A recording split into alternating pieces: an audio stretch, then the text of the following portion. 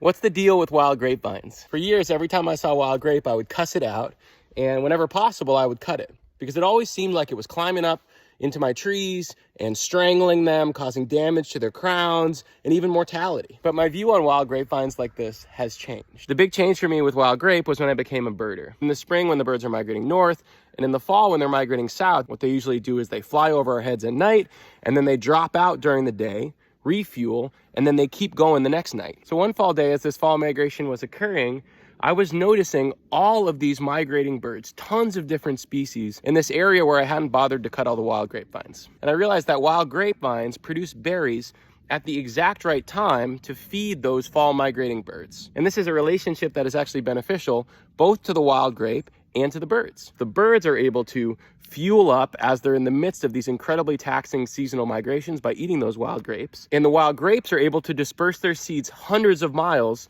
as those birds fly south. Grape is an opportunist.